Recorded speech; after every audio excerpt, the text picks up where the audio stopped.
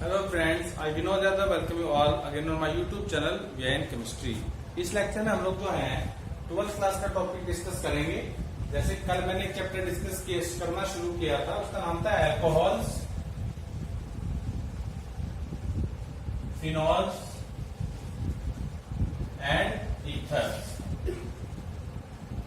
तो कल जो पहला लेक्चर हुआ था 12th क्लास के चैप्टर का, उसमें मैंने आपको इस चैप्टर का इंट्रोडक्शन दिया था और अल्कोहल क्या होते हैं वो सब बताया था, क्या फिनोल होते हैं, क्या ईथर्स होते हैं, और साथ में मैंने हल्का सा टॉपिक स्टार्ट किया था अल्कोहल का क्लासिफिकेशन। वो स्टार्टिंग ही था जो कल किया था क्लासिफिकेशन का। ठीक है जी। तो कल हमने क्या डिस्कस किया था क्लासिफिकेशन में? कल हमने क्या डिस्कस किया था, अगर आपको ध्यान हो तो? ठीक है जी, क्लियर। तो उसमें तीन तरह के बताए थे। पहले की तरह में भी प्राइमरी होते हैं, सेकेंडरी होते हैं, टर्शरी होते हैं। एग्जांपल्स के साथ मैंने बताए थे। आज क्लासिफिकेशन को कंटिन्यू करूंगा और साथ में आपको बताऊंगा आइसोमेरिज्म भी बताऊंगा आज के लेक्चर में। आज के लेक्चर में हम लोग क्लासिफिकेशन को खत्म करेंगे। आइसोमेरिज्म छोटा सा टॉपिक है अल्कोहल से, उसको भी खत्म कर देंगे इसमें। ठीक है जी। तो ये तो होगी पहली तरह की क्लासिफिकेशन कि भाई जिस कार्बन से OH लगा हुआ है वो कार्बन अपने आप में प्राइमरी था, सेकेंडरी था, टर्शरी था, तो हो गई अभी आपकी। एक और क्लासिफिकेशन होती है कि गिवन अल्कोहल के अंदर OH ग्रुप कितने लगे हुए हैं। अगर मीन्स आई मीन टू से अगर एक OH लगा होगा तो वो अल्कोहल कहलाते हैं आपके mono hydric alcohols.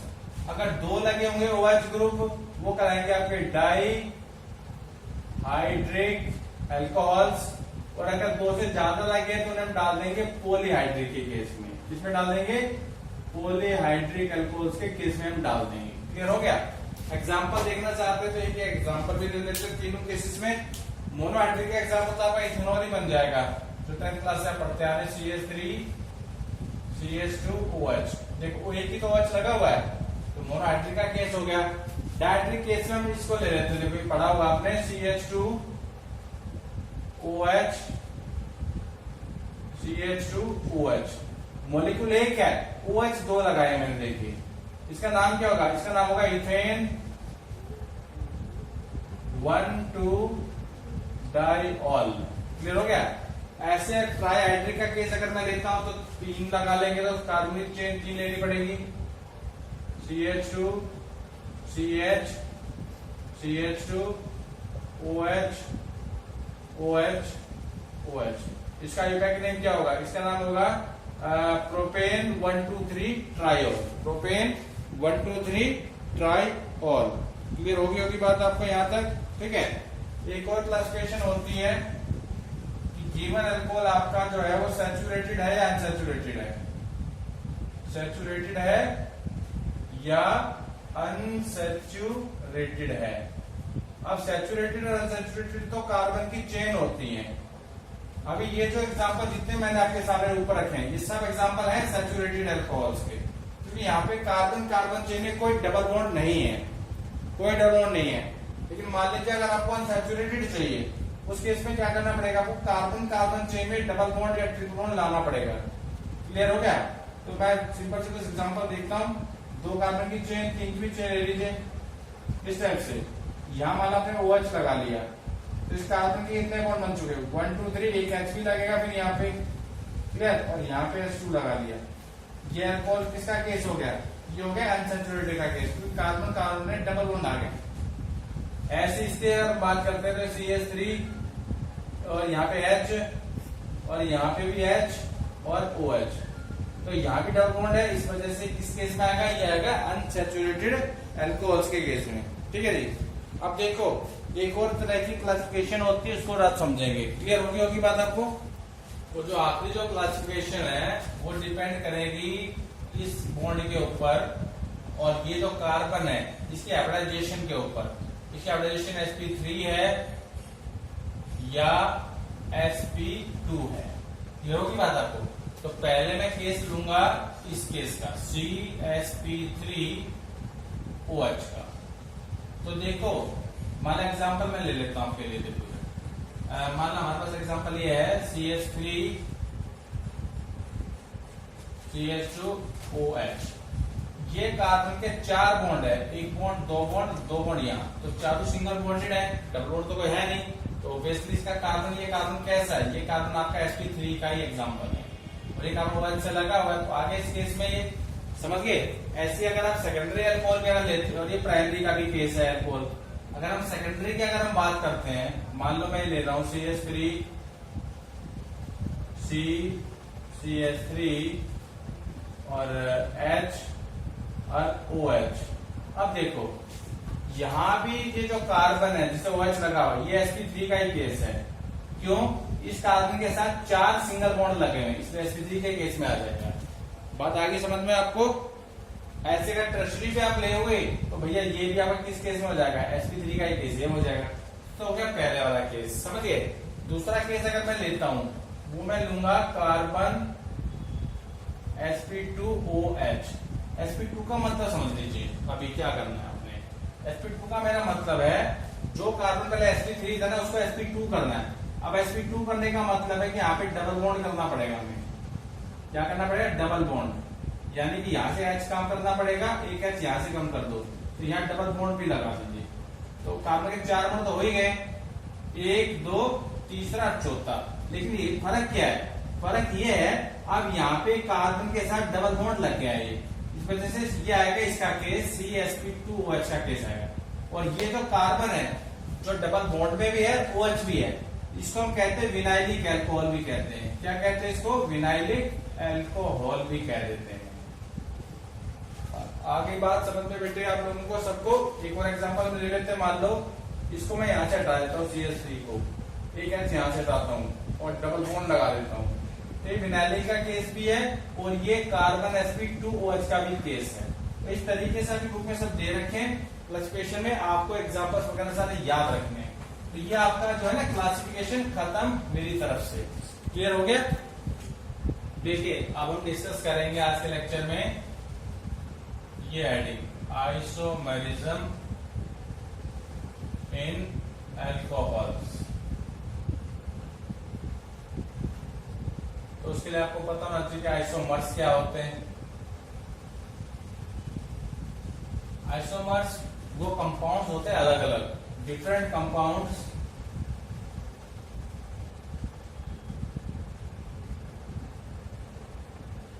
having same molecular formula but shows different structural formulas। भाई जब स्ट्रक्चर ही अलग अलग हो गया, इसका मतलब कंपाउंड भी अलग अलग ही है, समझ गए, लेकिन जो इनका मोलिकुलर फॉर्मूला है वो सेम रहता है। तो ये आइसोमर्स जो है अल्कोहल में भी मिलते हैं। अब अल्कोहल में कितने प्रकार के मिलते हैं, उनके एक एक करके डिस्कस करने वाले। तो देखिए पहला जो मिलता है वो मिलेगा इसमें चेन आइसोमरिज्म। क्या मिलेगा, chain isomerism.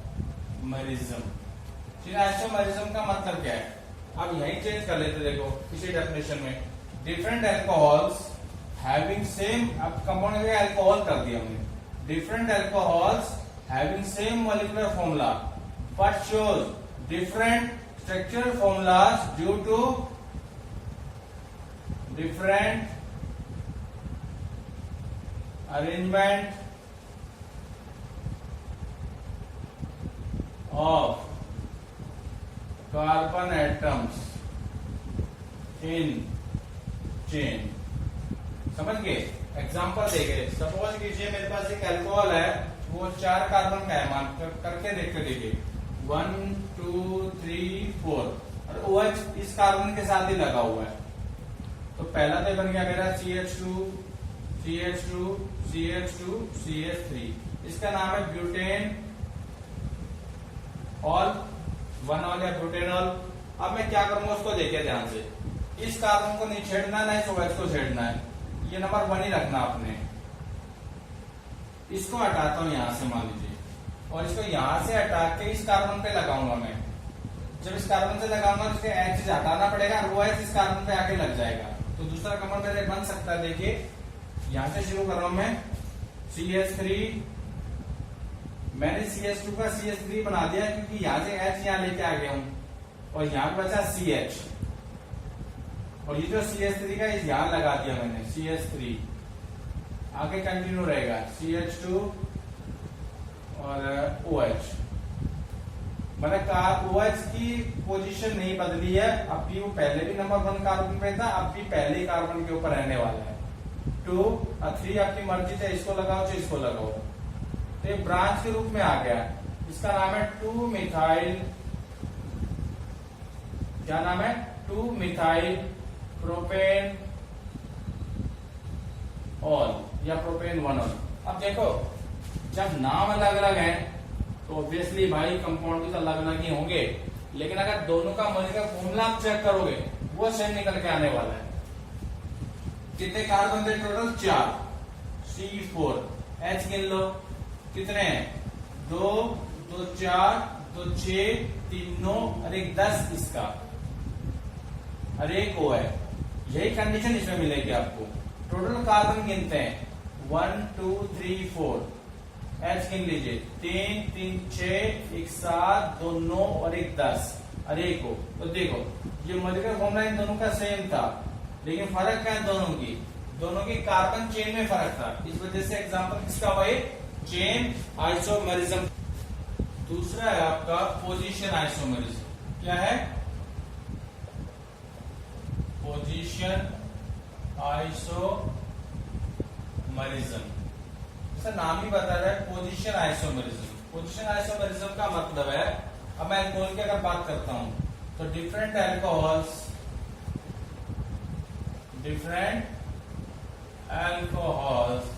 having same molecular formula but differ in the position of functional group। कौन सा इसमें OH है, मतलब OH की पोजीशन अलग अलग होने वाली इस केस में। एक एग्जांपल से आप समझ जाएंगे। देखिए मान लो एक तो मैं लेता हूं प्रोपेनॉल यानी CCCOH, बाकी हाइड्रोजन से पूरे कर लीजिएगा। यहाँ पे OH नंबर 1 पे लगा हुआ है। अब OH को अगर बीच वाले कार्बन पे लगाना है मेरे को, तो H हटाना पड़ेगा, H यहाँ जाके लग जाएगा, OH यहाँ आ जाएगा। दूसरा मेरा ये हो जाएगा CH3 CH OH CH3, इसका नाम था प्रोपेनॉल। क्या नाम था प्रोपेन ऑल, और इसका नाम है प्रोपेन 2 ऑल। वो भी कर सकते हैं butanol butane 2 all, pentanol pentane 2 all, pentane 3 all, इस टाइप से आप कर सकते हैं। क्लियर होगी बात। तीसरा है फंक्शनल आइसोमेरिज्म। कौन सा है, इस अल्कोहल भी शो कर सकते हैं, फंक्शनल आइसोमेरिज्म। अबे शो कौन करेगा, ये केवल आपके ना एग्जांपल जो दे रखा है मोनोहाइड्रिक अल्कोहल शो करते हैं। Monohydric alcohol shows this shows functional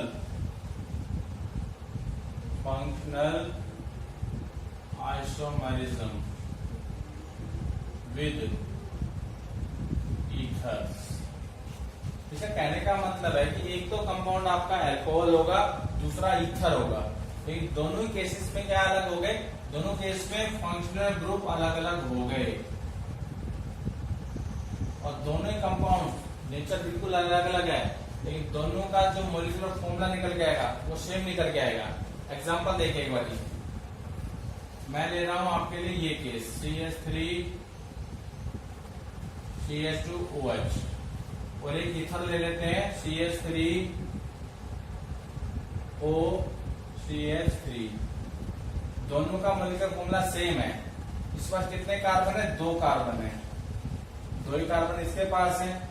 total hydrogen कितने 6 हैं, 3 2 5 1 6, यहाँ भी 3 3 6, और एक हुआ है दोनों का। तो ये देखिए आपके सामने फर्स्ट एग्जांपल है, ये अल्कोहल था इथेनॉल, ये ईथर है मिथॉक्सी मीथेन। कौन सा है ये, मिथॉक्सी मीथेन। समझिए दोनों के अंदर फर्क क्या है, दोनों फर्क ये है कि दोनों के जो फंक्शनल ग्रुप हैं वो टोटली अलग अलग हैं। इस वजह से अल्कोहल का कौन सा केस है, फंक्शनल आइसोमरिज्म का केस है, ठीक है। तो लास्ट है आपका ऑप्टिकल आइसोमर्स। कौन सा है, ऑप्टिकल आइसोमर्स। देखिए, तो ऑप्टिकल एक्टिविटी जो टॉपिक है ये केमिस्ट्री होती थी पहले, स्टीरियो केमिस्ट्री। स्टीरियो केमिस्ट्री का एक टॉपिक है छोटा सा, और स्टीरियो केमिस्ट्री अब आप लोग पढ़ेंगे BSc first year organic chemistry में, पहली यूनिट है मेरे ख्याल से। क्लियर हो गया आपको? तो BSc first semester first unit आप पढ़ने वाले स्टीरियो केमिस्ट्री की, वहां पे आपको स्टीरियो केमिस्ट्री में सब बताए जाएंगे, ऑप्टिकल आइसोमरिज्म वगैरह टोटली सारा, ठीक है। तो यहाँ ऑप्टिकल आइसोमर्स होते क्या, मैं आपको वो बता देता हूँ। Optical isomers are those isomers which have at least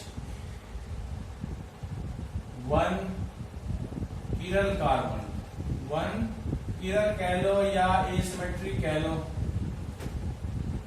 asymmetric carbon atom। asymmetric की वजह से क्या होता है, आपके दो जो आइसोमर बनेंगे ए और बी, ये दोनों के दोनों मिरर इमेज तो होंगे एक दूसरे की। सपोज ये ए है तो ये डैश है, मान लिया, ऐसे मान लीजिए आप। अब इसको ए डैश मैंने क्यों लगाया है तो दोनों एक जैसे ही, लेकिन दोनों की दोनों जो मिरर इमेज है ना, वो दोनों की दोनों नॉन सुपर इम्पोजेबल होने वाली है। तो non superimposable mirror images are simply known as optical isomerism या optical isomers. And this optical isomerism arises as a result of the presence of chiral or asymmetric carbon atom in the molecule। मैं बहुत ही simple सा example आपको लेके समझाने वाला हूँ। Suppose करो मेरे पास है ब्यूटेन टूऑल। क्या है, ब्यूटेन टूऑल। पहले इसको मिटा देता हूँ, देखिए 2 मिनट लगेगी। ब्यूटेन टूऑल, देखो इधर देखो, मैंने नाम लिखा ब्यूटेन टूऑल। अगर मैं स्ट्रक्चर बनाता हूं हॉरिजॉन्टली तो ऐसा बनाएंगे 1 2 3 4 और 2 ऑल है, मतलब एक OH हमने यहां लगाना है। बाकी अपना देखिए CH3 CH भी लगा हुआ है, CH2 और CH3। ये जो कार्बन है जिसको मैंने स्टार बनाया, this carbon is your chiral carbon you can say, और asymmetric carbon atom। Asymmetric carbon atom वो कार्बन एटम होता है जिसके साथ, जिसके सराउंडिंग में चारों ग्रुप अलग अलग मिलने वाले हैं। इस केस को देखिए आप, एक तो OH ग्रुप है, एक मिथाइल ग्रुप है, एक हाइड्रोजन एटम है, एक इथाइल ग्रुप है। तो चारों अलग अलग हो गए ना, इस वजह से केस किसका माना जाएगा, एसिमेट्रिक कार्बन एटम इसको माना जाएगा। अब ये ऑप्टिकल आइसोमर कैसे दिखाना है वो समझ लीजिए। इसको शुरुआत मालूम यहां से करते हैं, ऊपर से नीचे करने वाले हैं। CH3 CH OH CH2 CH3। Suppose ये आपका मिरर है, क्या ये आपका मिरर है। तो जो इसकी मिरर इमेज बनेगी वो कैसी बनने वाली, सॉरी मिरर, सॉरी मिरर है, इसकी मिरर इमेज आपको दिखानी है ड्राइंग प्रॉपरली बना के। तो CH3 का चक्कर नहीं है, इसको तो आप कैसे भी लिख लीजिए CH3 C OH मिरर में इस साइड तो दिखेगा आपको, H उस साइड दिखाई देगा मिरर में, तो CH2 और ये CH3। तो ये दोनों जो मिरर इमेज हैं ये नॉन सुपर इम्पोजेबल क्यों है, इसलिए अगर मैं इसको यहां से उठा के ऐसा कैसा इसके ऊपर रखूंगा तो देखो OH इस साइड है, इसमें ये OH इस साइड आ जाएगा आपका, मतलब ये OH के ऊपर आएगा और ये H OH के ऊपर आएगा। बाकी तो सब कोई दिक्कत नहीं है, पर ये दोनों जो ग्रुप है नॉन सुपर इम्पोजेबल है, जिसकी वजह से आइसोमर क्या कराएंगे आपके, ऑप्टिकल आइसोमर्स। आप इस एग्जांपल को याद रखिएगा, ठीक है। ऐसे आप पेंटेन टू भी ले सकते हैं, उसका भी बन जाएगा। फर्क क्या होगा, चेन ये लंबी हो जाएगी। तो इस तरीके से आपके आइसोमरिज्म खत्म होते हैं। तो मैंने आपको अल्कोहल फिनोल ईथर्स में अल्कोहल के 2 चीजें खत्म करा दी हैं, क्या क्या, क्लासिफिकेशन खत्म करा दी है और आइसोमरिज्म खत्म करवा दी है।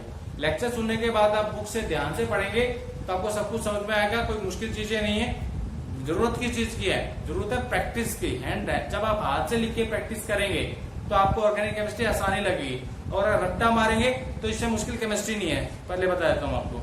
तो अगर आपको लेक्चर अच्छा लगा हो तो लाइक कीजिएगा, शेयर कीजिएगा, please subscribe my channel. Thank you very much.